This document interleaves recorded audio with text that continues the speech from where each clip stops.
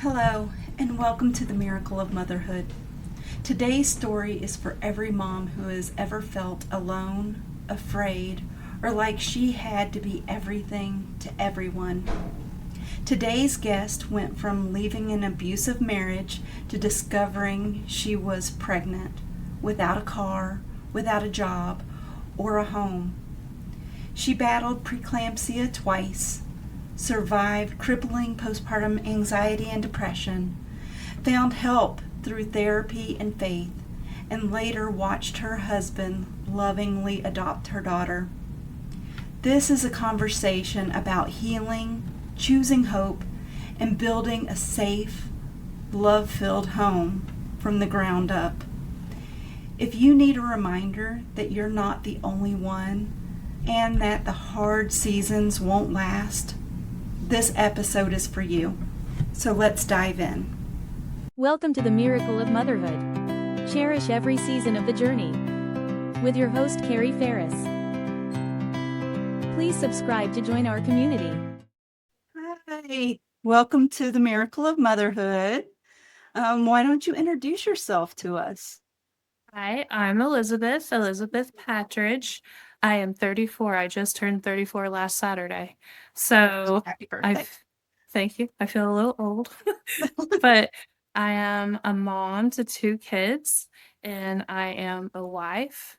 And yeah, Okay. that's pretty much me. You don't work outside of the home?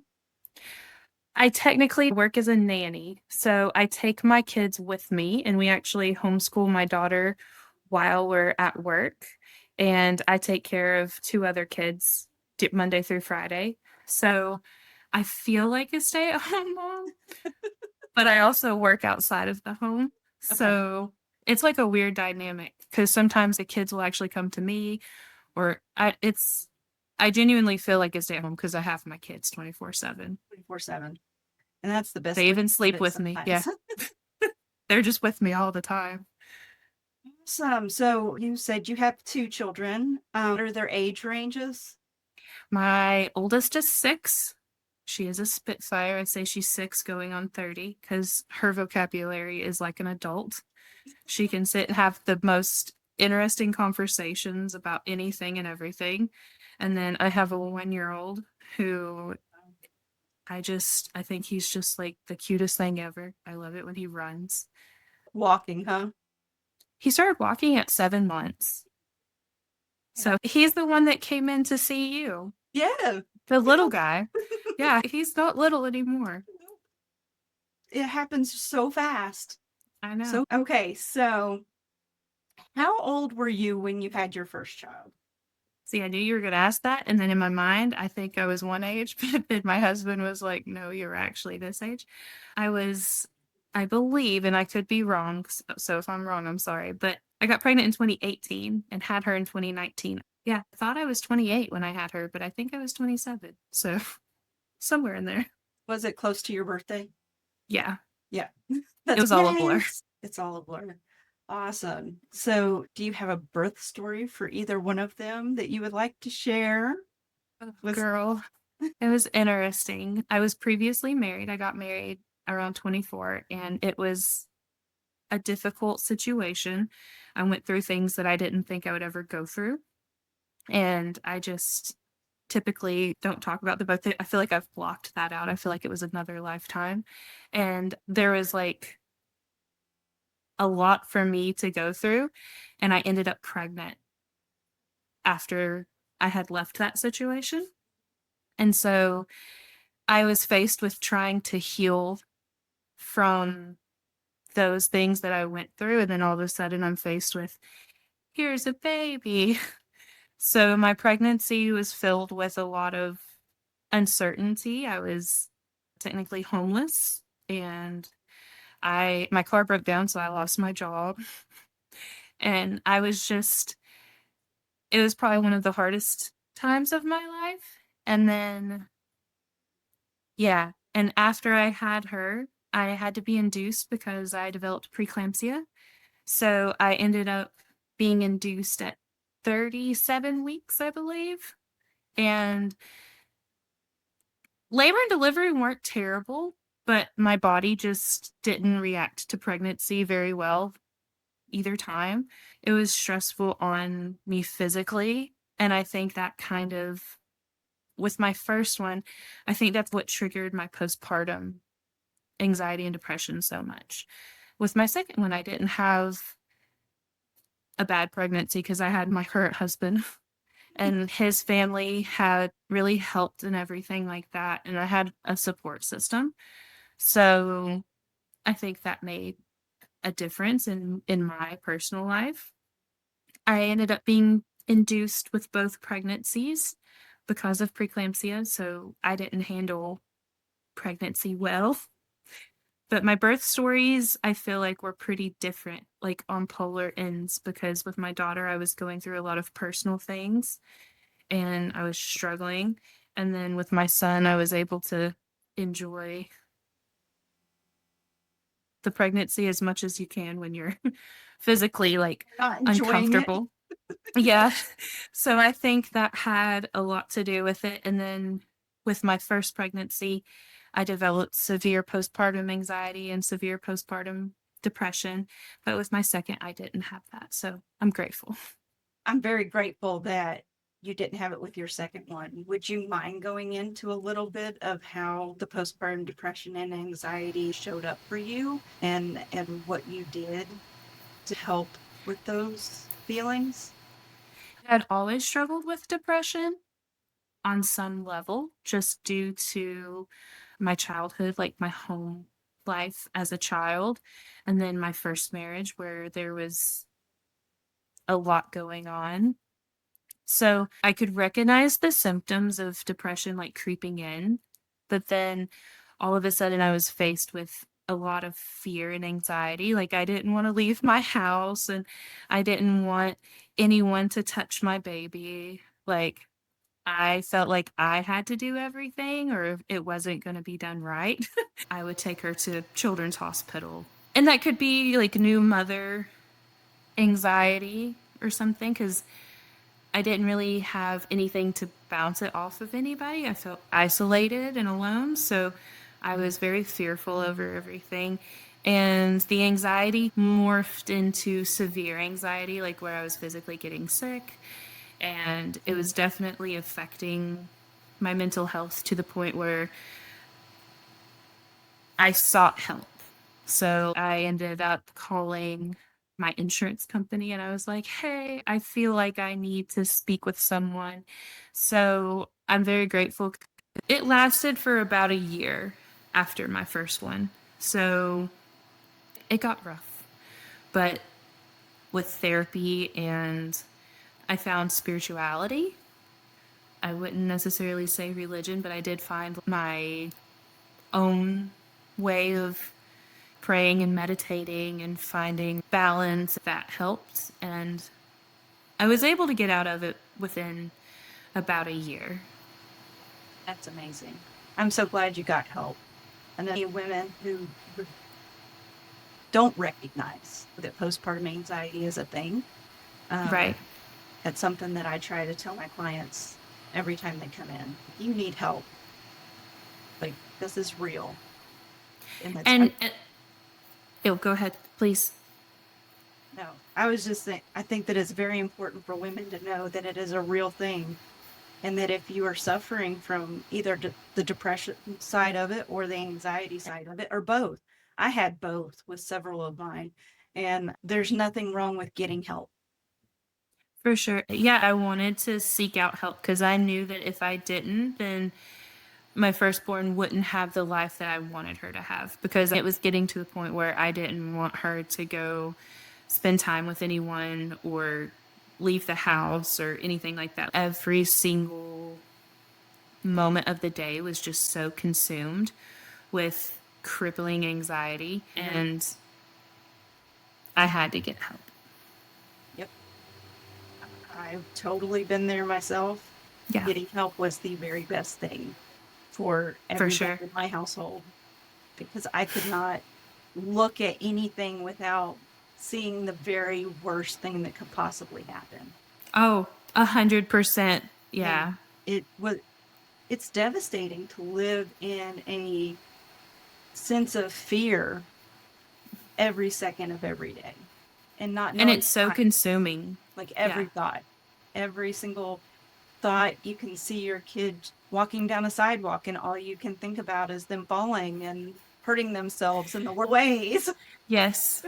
That, and now I can look back on it and see, I'm not saying that it's funny. Please don't think that I'm saying it's No. funny, but I guess ridiculous like fears that I had, cuz like I would Was. have fears of her like, oh, she's going to fall down the stairs cuz I push her or like I'm swaddling her too tight cuz I want her to feel cozy. I had so many ridiculous anxieties and fears, and now looking back on it I'm like, wow. Elizabeth, you did not have to have those thoughts and everything. But my therapist did say something that when those intrusive thoughts would come in about her getting hurt or something, my therapist was like, that's your brain's way of telling you worst case scenario so that you could be aware of it and try to avoid it, but we don't have to obsess over the worst case scenario, if that makes sense. Yes, So, but it still happens. yes. Every single thing. Like there was nothing that my children could do that I was not thinking of the very worst thing that could possibly happen all the Yes. time. And I think a lot of mine has to do with growing up. I didn't have a hugely stable home, it was an odd childhood. And I can remember like I wasn't supervised very well. And so when I had my first child, I didn't know how to be a mom 100% Right. or the type of mom I wanted to be. And so I became obsessed. I was reading the books and I was watching the YouTube videos and I was doing online courses and everything like that. And I think that kind of just fed into my obsession of anxiety because I was like, I have to do everything at once. I have to do it all perfectly. And that's just Yeah. I a lot think, of pressure. especially in today's world where there's so much social media, it's easy to look at all of these perfect moms on Oh, social yeah. media and be like, why can't I be like that?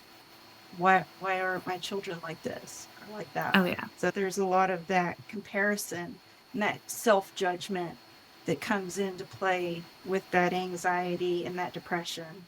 And it's so overwhelming. There's been points where I'm just like, I have to take a break from all of that and just focus on what's inside these four walls. I've had to take Facebook off my phone multiple Yep. times to just Yep. be like, I need to I think focus. I actually did that recently I did because too. it was just so overwhelming. And I'm just like, this is just an added stress to all the other stresses of Mhm. life. I can just delete this one. And I don't have to constantly compare myself to other people. Yeah. I would like to pause here for just a moment and thank you for joining us today at the Miracle of Motherhood, helping moms tell their stories and building a community to help us not feel alone. As you may have guessed, this channel is not currently sponsored, but there is a few things that you can do to help support us in our work in helping mothers everywhere. The first thing you can do, of course, is to subscribe to this channel so you're notified every time that a new interview with a mom is uploaded. Another thing that you can do is to like, share, and of course, comment and let us know how we are doing. Another way that you can help support this channel is to check out the links in our description below. Some of these links are to our guest businesses or websites, and some of them just go to help support this channel. Either way, you are helping us move forward in our mission to help moms be moms. Now, back to the miracle of motherhood. Now, can you share a little bit about your as a single mom before you met your husband? I feel weird saying that I was a single mom because I don't, she was not born yet. Like I said, I was leaving an abusive situation and I found myself pregnant. And I met my now husband when I was 3 months pregnant. And I don't think he knew I was pregnant. I think he just thought I was fat. But yeah, so I ended up moving in with him around March before she was born in May. So during that time, like I said, my car broke down. I was faced with a housing crisis and I was not doing very well. A lot of thoughts went through my mind on how can I be a mom in this situation because I did not want to put myself into another situation where I relied on a man or another person. I wanted to make good decisions and everything like that. So I don't think I said single mom, but I'm not sure I would qualify as a single mom because my mom was a single mom for 18 years. But I definitely had the fear of being a single mom before I met my now husband. It was very daunting, and I did contemplate, am I the best choice for this child? Or is adoption something that I should look into? But then I realized that while that's an option for some people and such a selfless choice, I didn't want to do that. I wanted to try to be a mom because I've always wanted to be a mom. Now, I just want you to know that I was a single mom through my first pregnancy. I was married to my first husband. And then when I was about 4 months pregnant, I caught him cheating on me. So I left. So I was a single mom throughout the whole rest of my pregnancy. And So you understand the stress. yeah, You understand it. it was Okay. the most stressful thing to feel like this is your life and you're Right. going to have to be the only person for this new person. And I 100% believe that you were a single mom during that time. Even if you had a partner towards the end of it, that does not make you less of a mom during pregnancy. It was just stressful because, like I said, I was trying to heal from the things that went on for so many years beforehand. And when you're trying to overcome certain things, if people who have been in abusive situations, I think that we tend to have that fight or flight mindset. And so I was scared of, again, I guess like this was, I don't know if you can have like I know it wouldn't be postpartum depression and anxiety, but I had anxiety while I was pregnant because I was like fearful that someone would hurt me, or what if I make someone angry, or there was just so much uncertainty. And then it was just a rough time. And I feel so bad because, oh my gosh, she and I are so close now. We're Yes. attached to the hip. She is literally my shadow. She's mad at me right now because I'm up here and she's down there. So I could not imagine life without her. If I look at her too long, I start to cry because she holds my whole heart. And I feel so bad that my pregnancy and the first year after her was so hard. And I feel a sense of guilt with that, if that makes sense, because, Absolutely makes sense. yeah.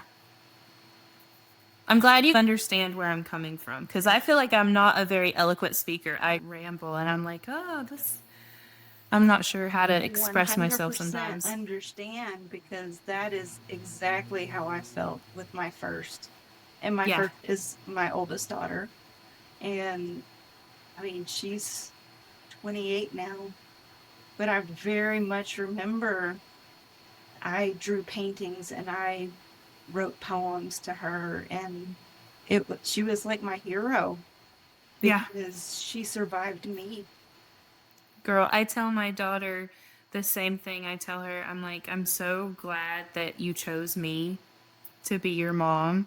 And it's such an honor to just have the privilege to help bring this person into the world, because I am grateful for her, because I look at both of my kids and I'm like, the fact that somebody like me could make something so beautiful, not once, but twice, is the greatest thing I've ever done as a person. And honestly, I think it's the greatest thing I'll ever do. And I take such pride in them. I love them so much. That is what this motherhood journey is all about. Trust me, I've been there and now I have 8 of them. I I would have 8 if I could. My husband's cut me off. That is totally fair. But it is every single time, every single child it's such an honor to be their mom and to watch them grow and to help them. I know you're not there yet, but to help them become adults, it's Yeah. it's like the greatest calling on my life. And the reason I started this channel to begin with was because I feel called to help moms be moms and to help them tell their stories, because there's so many of us who feel like we haven't had a voice through our motherhood journey. And I just want to give moms that opportunity And to that's true, because I will say there's points in motherhood that feel so isolating, especially for individuals like myself who, I don't have a huge friend circle and I don't have family on my side.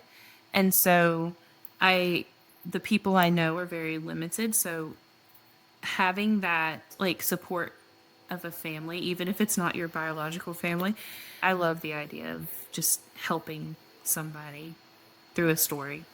and hearing your story and it being able to like bring me back to my first. And I'm like going, I'm so glad I'm not the only one. And you feel like the only one, because you're like, oh, because I grew up very religious. I grew up in a very religious home. And so when I was going through that, I had so much to overcome with guilt and shame and everything like that. And I felt very isolated because I didn't know any other person going through that kind of scenario. But then here you are. It does make you feel better, like later down the road, if you're like, oh, I wasn't the only person who felt those things. It really is. It's wonderful to know that you're not the only one who's ever felt like that. You're not the only one who ever walked that road, that feeling of being completely alone um, during pregnancy. It was the hardest. I've been through some really crazy pregnancies, but that first one, being completely alone, um, or what felt like completely alone. Like my mom was around, my sister was around, but I was the one who was going to be responsible for this life for the rest of my life. Right. I was only 19. I was 18 through my pregnancy. I turned 19 like right before she was born. So I was like, I'm a kid having a kid. I was not a kid having a kid, but I felt very unprepared because I was not prepared at No, all no, for a baby. like, And they hand you the baby in the hospital and they're like, here you go. And I was like, what do I do? what am I supposed to do with this? Yeah. I literally had never even babysat before. Oh, I I'd never babysat been before. around, I'd never been around kids. It, I'd never babysat, and they were handing me this baby and telling me to take it home. And I'm like, but what am I supposed to do with it? Like, I remember we got home and I spent like a couple of nights in the hospital. And then the first night we got home, I remember my now husband and everything. He went to bed because he didn't get time off. So he had to go to work super early in the morning. And I remember going into the nursery and just sitting there holding her, looking at her like, what do I do? This is a human. What do I do? She's crying. And then I'm just like, oh my gosh, like, the mom's not coming to pick her up because I'm the mom. yes, it was, I can't even put into words fear and the loneliness and just completely don't know what to do, how to fix it. I would not know how to fix it. And I nobody literally was there took to her to save me. children's hospital one time because she was just crying and I didn't know what to do. I was like, I don't know what to do. And the nurses there were so sweet. They were like, you just hold her and love her. And I was like, I don't know. So it was such a, and that too, I think has to do with a lot of people are like, oh, you were older when you had your child. You should have known. But if you've never been a mom before, you've never had these experiences, and I didn't know what Especially to if you do. don't have that village of moms around you. And I did. Now, my mother in law, she has been awesome. I see women who have their moms come and stay with them for a few weeks, or they come every single day and help with it. That was not something that I had because she's working full time and she was great though. She would give me advice and stuff like that. But when it came down to like the 3 a.m. hungry baby, wet baby, sick baby. It was a learning moment for everybody, and yeah. So we made it. She's alive. She's 6. So great. All right, so you've already touched on you met your now husband while you were pregnant. Yes. Do you want to go through that kind of love story Oh my gosh. and how that turned into marriage and Yeah. eventually adopting your baby? So the nitty gritty is I left my first husband and I went through that. And there was a summer of growing as a person. Like I don't know. I grew up very sheltered, so there was a summer where I just did whatever I wanted to do. And I met I went, it was I I don't want my daughter to go through that. But don't yes, mind either. no. But I did have that. The summer of 2018 was an interesting time. And I actually met my daughter's biological father during that time. And he was a great person, I will say. He was an amazing individual. He just did not want to be a father at any capacity. So the night that I found out that I was pregnant, he laid some money on my pillow, and that was the last I had ever seen of him until one other time, but I didn't see him again. So in my mind, I didn't really know what to do. I was renting a room that was technically like a front porch that was like screened in. So I was staying there, and like I said, during the time of finding out I was pregnant and him completely ghosting me, my car broke down, lost my job, living on a porch. So my life was in shambles. And I actually got on Tinder because I genuinely just wanted to find a friend. I just wanted to talk to someone. So I never scrolled. Like, I never said yes to anybody. But then I saw my husband's picture and I was like, this guy genuinely looks so sweet. And he just looked different. He wasn't trying to be anything that he wasn't. Something He that was he was. just, right. He was not intimidating. If I mean that in the best way possible, because as someone who's gone through a lot of things, I was very attracted to his kindness and the way that he looked. He just looked like somebody who you could sit and talk to for hours. And so I made plans to meet with him. I did not know it was his birthday, but it was supposedly his birthday. And still to this day, like almost 7 years later, he still gives me a lot of grief over the fact because sent him a message and I was like, hey, I can't come today. I'm busy. And I can't even remember now why I didn't want to go, but I just didn't go. I think I had to work. I don't know though. But we went out the next day and we just went out to eat. I would like to pause here for just a moment and invite you to be a part of the miracle of motherhood. If you would like to share your unique motherhood story with the world, please email stories@themiracleofmotherhood.com. Please put in the subject line Motherhood Stories and give us a brief description of your unique story. We would love for you to be able to share your story with the world. Now, please like, share, comment, and subscribe, and we'll get back to our interview with Elizabeth. And I still am convinced he didn't know I was pregnant. I think he just thought I was overweight, wearing stretchy clothes. And then he would come over to see me.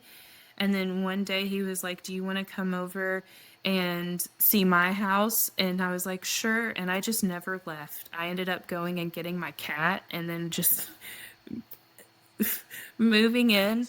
And then I'm not trying to be emotional or anything, but I will say he's probably the first person in a long time to have ever shown me love. And I definitely am a difficult person to love because of my past. I still have that fight or flight feeling. I'm always thinking that if someone is angry with me, then I need to think of ways to leave because that's been my story and I need to protect myself. And he is the first person to genuinely just accept me. If my leg hair is 4 inches long, or if I'm just walking around in my moo-moo or something like that. And so I moved in with him the March before my daughter was born because you can't be living on a front porch. And so I was like, okay. I actually moved from Knoxville to Morristown, and I had never been here in my life. I didn't know it existed. And I was like, oh, this is a cute little place. Okay, cool. And he ended up just taking care of me. And it was the weirdest feeling. I didn't know how to accept it, or I didn't know how to feel about it because that had never been something that's happened, even with parents and family members. That wasn't something I was used to. And he was there for doctor's appointments. He was there for ultrasounds. He was there for late night runs to Sonic or anything. And then I actually went to the doctors one day and they were like, hey, we need to get baby out of you because you're not doing too good. So I called him and he left work and he was right there within 10 minutes and he stayed the whole time. He has been there, and it goes to show Tinder's not all bad. No. Your story is so similar to my story. It's incredible. That's cool, though. It really is. That's cool. It is amazing. Yeah, we need to form a support group. I have wanted to do something for moms who are trying to get out of situations that aren't good for them or for baby. I just don't have the education for it.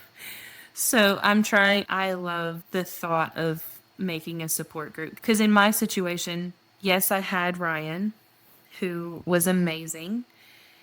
And I had his mom, who was amazing.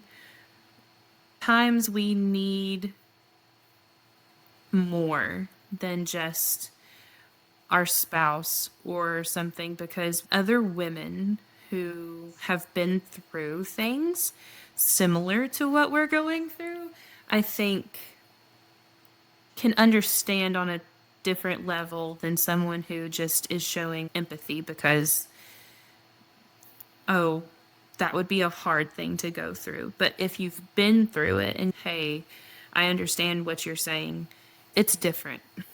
I think. That's the difference between empathy and sympathy. Empathy is people who've actually lived those experiences and can really what you have felt before. And then sympathy is Right. just, oh, I feel sorry that you had to deal with that. Right. Where our stories are so similar. I grew up with abuse. I won't go through my whole story, but abusive childhood, went from a bad situation to a worse situation with my first marriage. Left that and then was a single mom for about a year. But during that year, I did whatever I wanted in some not so great ways. And I think that too can almost be a form of coping, Yes. Yeah. because it's, I think that an unhealthy way of coping for sure, but Definitely. I do understand. Yeah. So I went through that year of trying to figure out who I was because I did not know. I was always conditioned to do Yes. and say and be what Yes. somebody else wanted me to be. And I agree. I understand. That's me. and I went through a very difficult learning process during that year. And my sister found my now husband in an AOL chat room online. So say we're Back similar. in the It's day. your version of Tinder. So similar. Yeah, because growing up, like I said, I was raised apostolic. It was a very conditioned for certain things. And a lot of things would happen, and it was either pushed under the rug, or I was going through a trial or a test or something like that. Then I left that bubble of controlling religion, and then I went into a controlling marriage where there are things that went on that I didn't even know going into a marriage. I haven't told anyone some of the things that I went through because I genuinely don't think people would understand or believe, because it was just so out of left field. So meeting Ryan, he was someone who I didn't have to be anything. I didn't have to be any of those people. I could just be myself. And sometimes that includes the crazy Elizabeth who is spicy. I have that spicy Spanish flair. And then sometimes I still get depressed and anxious and overwhelmed, overstimulated. And there he is just sitting there. Do you want pizza? And very much my husband. Yeah. He's the calm in my storm because I'm the storm. I'm a And he, hurricane. yes.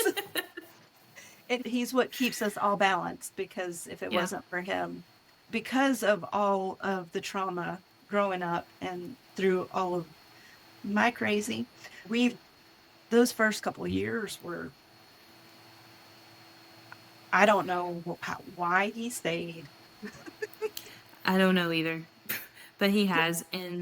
Mine has too, and we're 27 years in now. And the intrusive thoughts happen in my marriage because I am convinced that, oh, he is not really in love with me or something like that. Because growing up, everything either had a condition or I had to meet a criteria to be loved or accepted. And so when you meet someone who is just there and you're not given a list of conditions, it's your trauma doesn't just erase itself. You always have those thoughts and those feelings. And but he's a good guy. And is too. He's I'm so glad you found your good guy. and he's not killed me yet, so Mine hasn't either. if he does though, it's always Ryan. Just know it was Ryan. Put that in there. So, how did you move from just living with Ryan to marrying Ryan and then him adopting your baby? So, like I said earlier, I just never left. And then he was there for everything, including birth.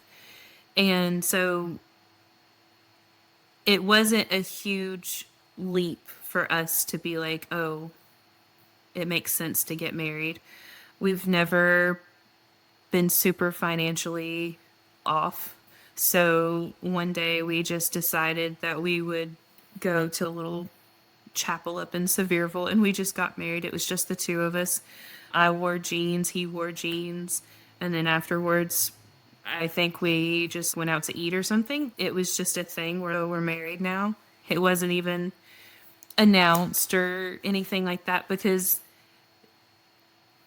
it was just always a thing. We just asked his mom to watch our oldest because obviously the youngest wasn't here yet.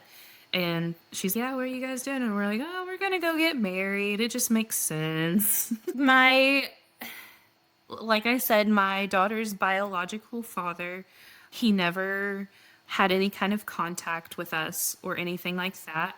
He was very kind and he would send a check every month. And that was like, I would spend that on shoes or clothes for her. That was like our level of communication. He was very adamant for 5 years that he did not want to have anything to do with her. This is such a crazy story. My husband was like, I think it would make sense for me to adopt her.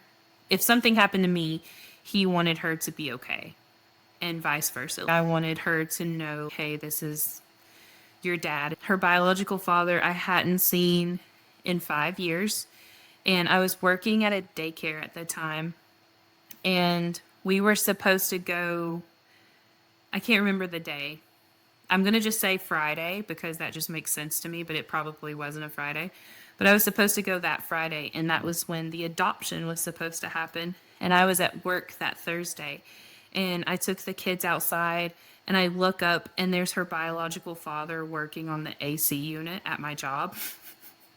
And so I hadn't seen him in 5 years, and he's just standing there being like the HVAC guy. And I'm just like, oh my gosh, what is this? And I know I sound crazy because Ryan definitely doesn't believe in anything spiritual or anything like that. But I was like, this is such a sign. This is such a closing moment for me because I was able to see him face to face and have that moment. And I know a lot of people are like, oh, did you really need that closure? Or did you need that? I don't even know the right word. Just something to say that I was doing the right thing for her. Like the universe, God, I'm not 100% sure, but I definitely know a higher power was like, here's this dude. You can look at him and be like, hey, thank you for giving me this amazing human being. She's incredible. She's changed my life. I was able to thank him in person, and I was able to see him in person. And he actually got an opportunity to see her. He introduced himself as just his name, and she just waved at him. And she was like, hey. And so it was a moment of, it just made me feel good because what are the odds of in 5 years I haven't seen this person, and the day before we finalized the adoption, he's just outside at my job. Like the odds of our paths crossing like that just seemed so small, and it gave me so much peace, and it just made me feel like I was doing the right thing.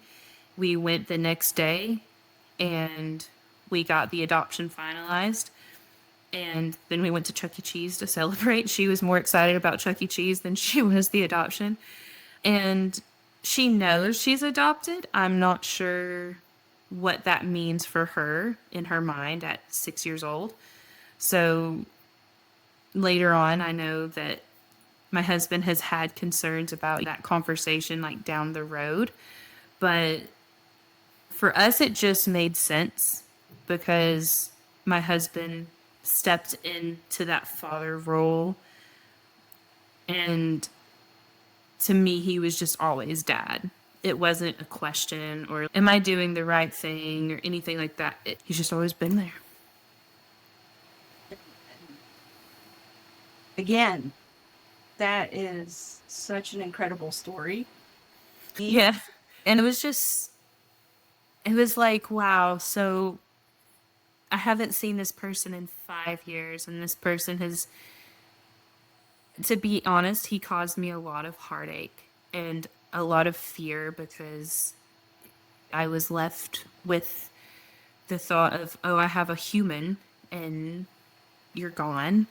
And I had a lot of emotions and a lot of feelings towards him. So I feel like God or the universe, like I said, I don't know, but I definitely feel like God definitely intervened and was like, here's your chance to just look at this person and have that moment of closure and move on. And it was an amazing experience. And again, that just sounds so weird. But it really sounds happened. incredibly amazing, is what that sounds like. And it You got was just exactly what you needed when you needed it in like at the order last to, minute, though, yeah. girl, at the last minute, I was like, God, you could have come on a little earlier. So I know that you went through this, but what one thing would you say is the most rewarding moment going through the adoption process? Growing up, I did not have a father figure anywhere in my life other than my grandfather for a very short time. And so this kind of was leading up to the adoption. Like I said, it just all fell into place, though. It has been almost healing for me to, and I know this is going to sound so weird, but it's been an experience for me through her having a dad because I can look and see, okay, she feels comfortable with her dad. You know, she can ask her dad questions. She can ask for help from her dad. She has a whole other person who she can get assistance from. I don't have to necessarily carry 100% of the weight.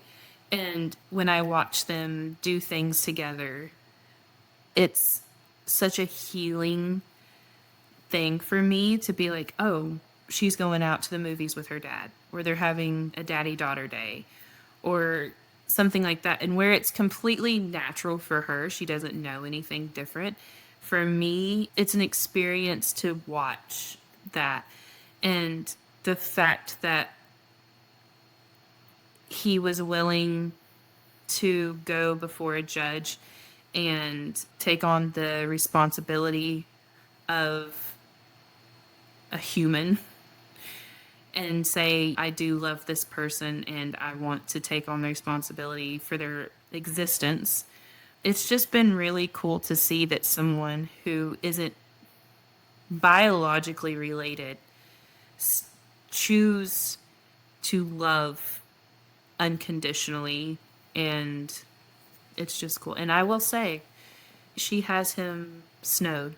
He thinks that she is just the The world. best. Yes, like she could do anything, and I think that he would be like, let's find a shovel and a body bag and I'll help you. She could do anything and he would be there.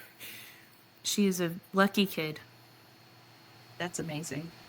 Yeah. So, what's some advice that you would like to give to your younger self going through it? For what? So, if you could give yourself some advice while you were going through that pregnancy single and going through all of those hard times, what would you say to yourself? Oh gosh.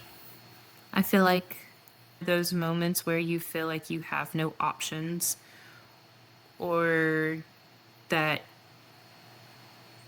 your current situation can't change, there's always a solution. And things that seem so daunting and so overwhelming and so dark. I know it sounds cliche, but it really does get better, because there were a lot of moments where I was like, oh, I'm in this situation. I'll never get out of this situation. Or this seems like too big of a hurdle to overcome. But you can do the hard things.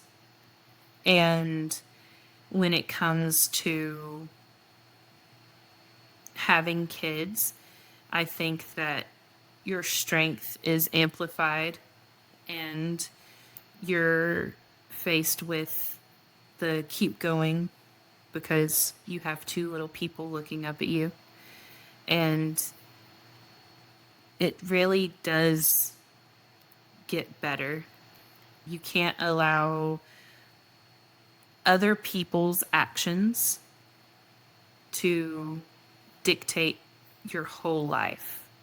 Just because other people chose to harm you or leave you or just are unkind to you, don't let those people affect you living to your fullest, because life is amazing and you deserve to have all those fun moments. Yes, you do. Do you have any specific, like, parenting advice that you would like to pass on to other moms? Dude, I do, but I feel like it's not going to make any sense. Share. And I don't ever want to paint her in a bad image in case she ever saw this. But I found myself, especially after my first, especially in that first year, and even into like year 2 and 3 and 4 and 5, had the constant inner dialogue of I didn't want to be like my parents. And I was so fearful over everything that I said or did that I was going to be a bad mom. And my whole brain was consumed with, I'm a bad mom. This is a bad mom. I think my parenting advice is, if you ever feel like the bad mom, you're the good mom, because bad moms don't care if they're a bad mom. Like, I never once heard my mom say, oh, that made me a bad mom, or maybe I shouldn't have done that, or something like that. And she was handing out the abuse. But me, I realized that I am a good mom because I'm questioning, does this make me a good mom? Are these the things that I need to do to give my kids the best possible outcome, the best possible life? And I just constantly have to have my inner thought say, bad moms don't care if they're bad moms. Good moms care if they're bad moms. So I guess if I was like talking to someone, if you ever feel those intrusive thoughts of, am I a bad mom? That thought right there tells you that you're being a good mom, because you care enough to ask, you care enough to be willing to alter like maybe what you're doing to be better. And you're recognizing, hey, maybe I shouldn't have done that particular thing that way. Let me try to do it in a better way. And I think that would be my advice. That is such good advice, too. That's perfect advice. And one more question. When you look at your family today, what do you feel you're the most grateful for on this journey of motherhood? You're going to make me cry. The fact that I have a home, the fact that my kids have a clean bed, the fact that they have things that they want, the things that they need. I can Sometimes I feel like moments of disassociation because I'm like, whoa, my kids have everything that they could want. And we're not wealthy by any means. But I look around and I'm like, dude, I have a safe house. Like, my kids are safe and they don't know certain things. They've never had to go through certain things. And I can look and we're all just like sitting on the couch and it's just like those small moments of nothingness that are like the biggest things of just, we're just a unit and we're just sitting there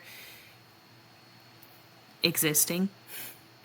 And I think that it's really cool to just have a family and have a home where you don't have yelling and you don't have fear. And I don't have bedroom kids, I have living room kids where they want to be with parents and they don't have to hide or be concerned with what the day is going to hold. They can just exist and be kids. And I think that it's really cool to just see my family be a family. Is that an answer? I don't know if that's an answer. That is very much an answer. And an Okay. amazing answer. Okay. Because you're an amazing mom. I don't think I'm an amazing mom, but I think that I love my kids. Makes you an amazing mom because there's so many moms out there who don't.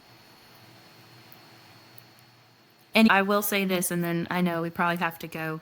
I saw something on Facebook the other day, and it was something my mom used to say to me.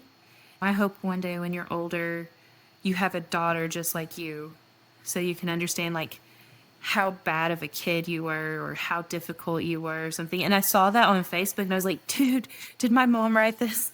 But it was just like another person had that said to them as a child. I had that.